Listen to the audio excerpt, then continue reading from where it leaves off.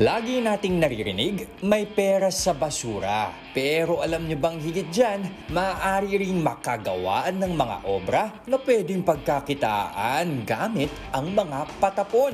Yan ang naging mantra sa negosyo ng dating cruise ship worker turned environmentalist na si Ian, the Vitrum Man. Kilala siya sa pagte-transform ng mga kinalakal na basura gaya ng bote, garapon, tubo, at kung ano-ano pa. Ano bang gagawin natin ngayon? Sir, gagawa tayo ng isang lampshades na galing sa mga basura. Sige nga, anong kailangan natin gawin? So, magpuputol muna tayo ng bote para sa gagamitin nating lampshade. So, ang gagamitin natin dito is, yarn, denatured alcohol. Lagyan mo siya ng linya, markahan mo siya ng ganyan. Tapos, gamit tayo ng yarn. Ito yung marka natin, no? Sa taas na parte ng marka mo, doon tayo maglagay ng yarn. Bali, dalawang ikot lang ang yarn, sir. Ganyan. Okay. And after nyan, alcohol? Yes, sir. Alcohol. Yan. Sige, itaas mo lang, sir. Incline mo lang ganyan. Sige. Okay, may konting init. Sige, pero... sir. Pwede na siguro yan, sir. Mainit na yan, eh. I-ano sa water. Yes, water natin? Yes, po. Marinig yung click yan. Yun! Ayun! Perfect. Tapos itaas mo, sir. Nag-crack siya! Tapos, tingnan mo lang ganyan. Ay! Ang galing! So, ang bubuhay, sir, is very simple lang na lampshades. Okay. Gamit ang pinutol natin. Makamano ko yung daliri mo? Hindi, okay lang.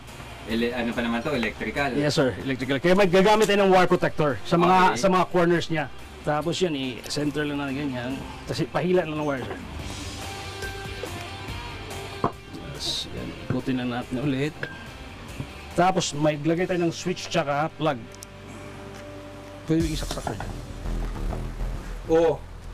Ganda! Yes, sir. Pwede mo na agad pang display to. Yes, sir. Pang regalo. Conversation piece pa yan Yes, sa sir. bahay, Yes, di ba? Kumislap ang ideya para sa Vitrum Upcycled Bottles and Crafts nang minsang magkasakit ang life partner ni Ian. Nagsimula siya, sir, na stroke yung partner ko eh. Tapos nagtitake siya ng organic juices. Yun parang naging alternative medicine niya yun. Yes. So friend niyang may-ari noon, pinapadala siya like everyday, 7 bote yun eh, everyday. Puro Puro everyday. bote, pinainom sa kanya. So pakalat-kalat sa bahay. So ginawa ko, parang ginawa ko siya installation. Parang na-stroke, mga designs lang na made of copper wires, bote tsaka wire. Hanggang sa isang kaibigang environmentalist ang nagtulak kay Ian na gawing lampshade ang mga naiipon na bote. At nang manalasa ang bagyong Yolanda, ang Vitrum ang naging business proposal niya para sa Spark Project, isang komunidad na sumusuporta sa mga maliliit at nagsisimulang mga negosyante. Magkano nakuha nyo from this Nag-raise project? lang kami ng parang 40,000 pero umabot siya. Mababa rin yun, ha? Sobrang baba lang kasi takot kami, hindi namin alam i-accept ba ni market ang ano namin, i-product namin. 40,000 umabot ng 60,000 natin 60,000. na-raise namin, Okay. for 2 months or a month. At dito na nga pumatok ang mga unique at handcrafted eco lamps ni Ian. Sa halagang 1,000 hanggang 3,500 pesos, mabibili mo na ang mga upcycled kalakal finds. Bakit mahalaga sa inyo na siguraduhin na yung mga materials ninyo are really repurposed materials? Pinakamalaking problema natin ngayon is more sa climate change. Halimbawa, itong mga gamit namin galing talaga sa junk shop kasi para lang ma-lessen yung carbon footprint namin. Siguro sa masasabi ko lang, parang tulong namin to sa environment saka as a whole na eh.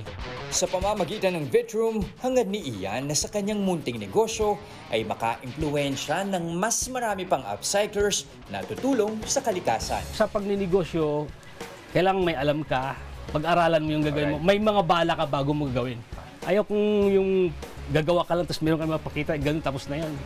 Kailangan maganda yung result mo. At least galing siya sa basura, maganda naman na naging resulta. Bigyan mo ng time talaga. Mga kapatid, Jess De Los Santos po, huwag magpahuli sa mga umaaksyong balita at napapanahong issue sa bansa. Para sa mas malawak na balitaan, mag-subscribe at mag-follow sa social media pages ng News 5.